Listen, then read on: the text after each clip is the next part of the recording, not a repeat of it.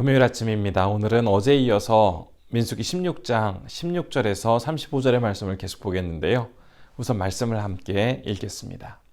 이에 모세가 고라에게 이르되 너와 너의 온 무리는 아론과 함께 내일 여호와 앞으로 나아오되 너희는 제각기 향로를 들고 그 위에 향을 얹고 각 사람이 그 향로를 여호와 앞으로 가져오라. 향로는 모두 250개라. 너와 아론도 각각 향로를 가지고 올지니라. 그들이 제각기 향로를 가져다가 불을 담고 향을 그 위에 얹고 모세와 아론과 더불어 회막문에 서니라. 고라가 온 회중을 회막문에 모아놓고 그 두 사람을 대적하려 하매 여호와의 영광이 온 회중에게 나타나시니라. 여호와께서 모세와 아론에게 말씀하여 이르시되 너희는 이 회중에게서 떠나라. 내가 순식간에 그들을 멸하려 하노라. 그 두 사람이 엎드려 이르되 하나님이여 모든 육체의 생명의 하나님이여 한 사람이 범죄하였거늘 온 회중에게 진노하시나이까. 여호와께서 모세에게 말씀하여 이르시되 회중에게 명령하여 이르기를 너희는 고라와 다단과 아비람의 장막 사방에서 떠나라 하라. 모세가 일어나 다단과 아비람에게로 가니 이스라엘 장로들이 따랐더라. 모세가 회중에게 말하여 이르되 이 악인들의 장막에서 떠나고 그들의 물건은 아무것도 만지지 말라. 그들의 모든 죄 중에서 너희도 멸망할까 두려워하노라 하매 무리가 고라와 다단과 아비람의 장막 사방을 떠나고 다단과 아비람은 그들의 처자와 유아들과 함께 나와서 자기 장막문에 선지라. 모세가 이르되 여호와께서 나를 보내사 이 모든 일을 행하게 하신 것이요 나의 임의로 함이 아닌 줄을 이 일로 말미암아 알리라. 곧 이 사람들의 죽음이 모든 사람과 같고 그들이 당하는 벌이 모든 사람이 당하는 벌과 같으면 여호와께서 나를 보내심이 아니거니와 만일 여호와께서 새 일을 행하사 땅이 입을 열어 이 사람들과 그들의 모든 소유물을 삼켜 산채로 스올에 빠지게 하시면 이 사람들이 과연 여호와를 멸시한 것인 줄을 너희가 알리라. 그가 이 모든 말을 마치자마자 그들이 섰던 땅바닥이 갈라지니라. 땅이 그 입을 열어 그들과 그들의 집과 고라에게 속한 모든 사람과 그들의 재물을 삼키매 그들과 그의 모든 재물이 산채로 스올에 빠지며 땅이 그 위에 덮이니 그들이 회중 가운데서 망하니라. 그 주위에 있는 온 이스라엘이 그들의 부르짖음을 듣고 도망하며 이르되 땅이 우리도 삼킬까 두렵다 하였고 여호와께로부터 불이 나와서 분향하는 250명을 불살랐더라.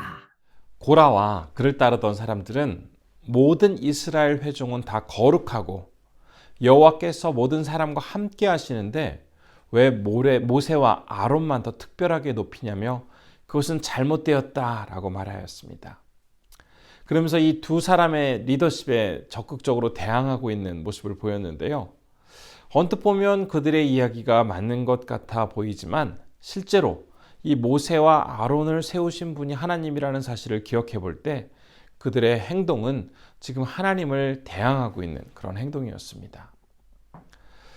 실제로 고라가 반역한 이유는 다른 곳에 있었습니다. 그는 아론의 후손이 아니었기 때문에 레위인이었지만 제사장의 직무를 담당할 수 없었습니다. 그가 할 수 있는 것은 오직 성막을 위한 봉사만 해야 했는데요. 자기가 담당하는 그 성막 봉사에 대해서 만족하지 못한 채 제사장의 그 직분을 탐하고 있었기 때문에 지금 이러한 행동을 보이고 있는 것입니다. 하나님이 맡겨주신 직분에 대해서 만족하지 못하고 또 감사함이 없으면 이처럼 오히려 하나님의 사역에 방해가 되는 그런 안타까운 상황이 벌어지게 된다는 것을 우리는 이 말씀을 통해서 확인해 볼 수 있겠습니다. 모세는 지금 강력하게 자기 주장을 굽히지 않고 있는 고라와 그를 따르는 그 무리들에 대해서 그들의 행동을 하나님께 맡기려고 합니다. 그래서 250명의 사람들이 각자 자기 향로에 불을 담아서 향을 그 위에 얹고 오도록 이야기하고 있습니다. 하나님은 향로에 불을 담는 것에 대해서 아론과 그의 아들들, 즉 제사장만이 그 일을 하도록 명령하셨습니다.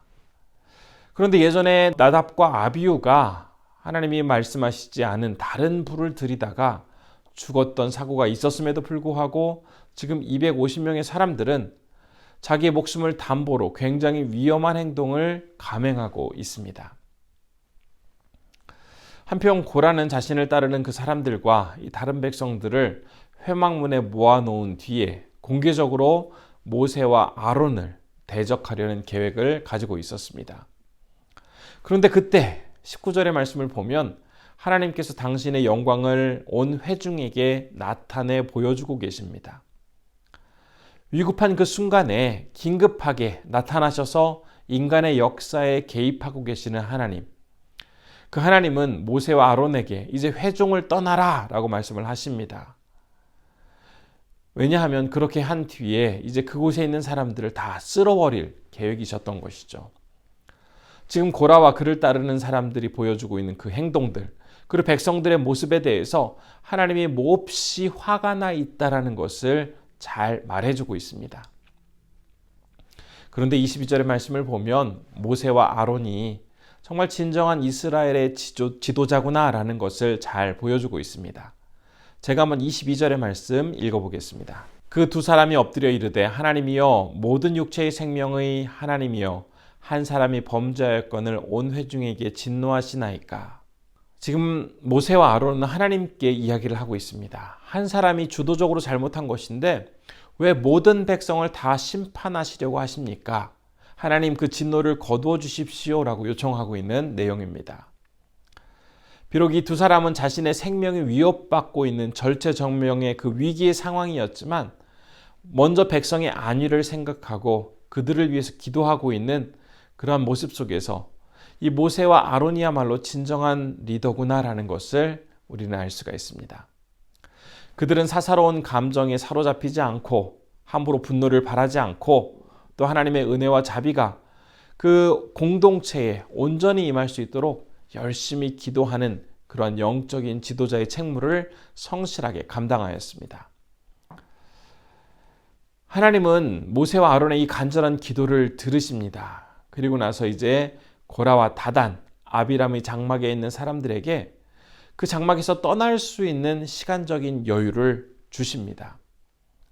즉 백성들이 자신의 그 잘못을 뉘우치고 회개하고 돌이킬 수 있는 기회를 주신 것이죠.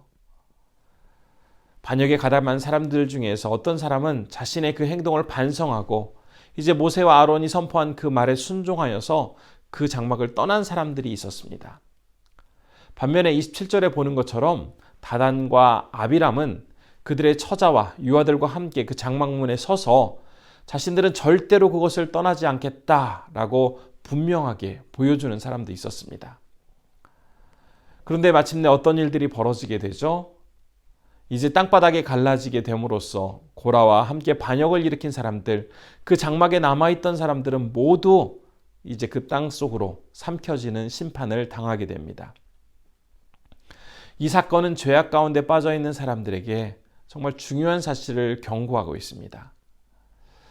죄를 저지르면 누구라도 예외 없이 반드시 심판을 받게 되어지는데 혹시 심판 전에 회개할 기회가 있게 될 때 그 기회를 잡는 사람, 그 사람이야말로 정말 지혜로운 사람이다라는 것을 우리에게 전해주고 있습니다. 만일 그 회개의 기회를 잡지 못하고 회개하지 못하면 결국 심판을 받고 멸망에 이르게 됩니다. 따라서 우리는 영적으로 깨어서 이 선과 악을 분명하게 구별할 수 있어야 하겠습니다.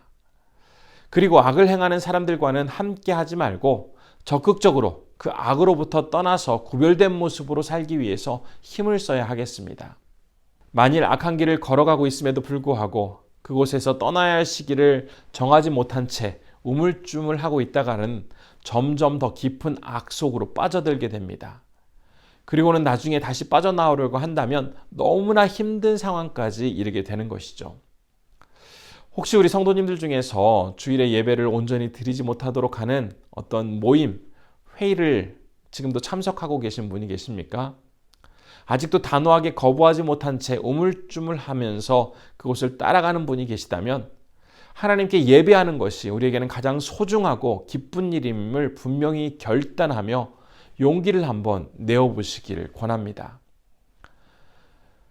또한 오늘날의 많은 이단들은 노골적으로 교회에 다니는 성도들을 찾아가서 그들을 자신들의 모임으로 끌어들이려고 노력을 하고 있습니다. 정말 이 믿는 사람들을 포섭하기 위해서 때로는 동정심에 호소하기도 하고 어떤 경우에는 강력하게 협박을 하는 경우도 있다고 합니다. 만일 이런 시도를 하는 사람들이 주변에 있다면, 나에게 다가오고 있다면 그 사람들이 더 깊이 들어오기 전에 단호하게 끊고 물리치는 그러한 결단이 또한 필요하겠습니다.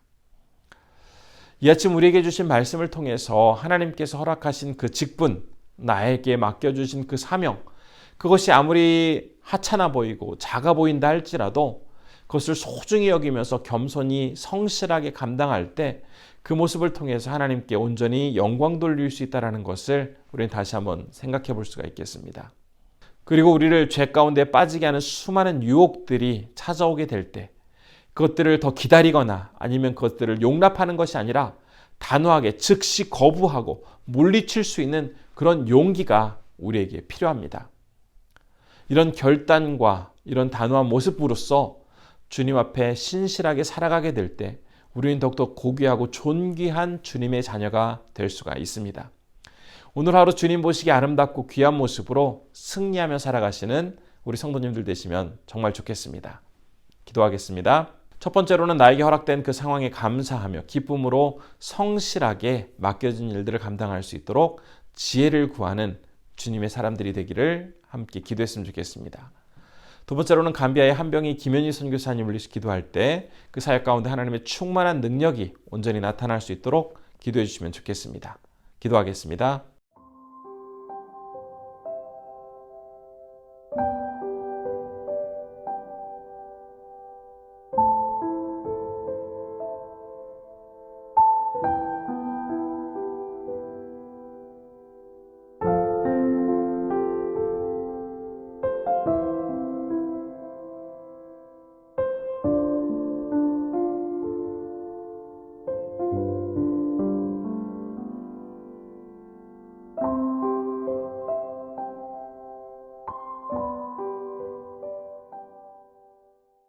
존귀하신 아버지 하나님, 오늘도 우리 성도님들을 지켜주시고 말씀 가운데 다시 한번 은혜를 허락하여 주심에 감사드립니다.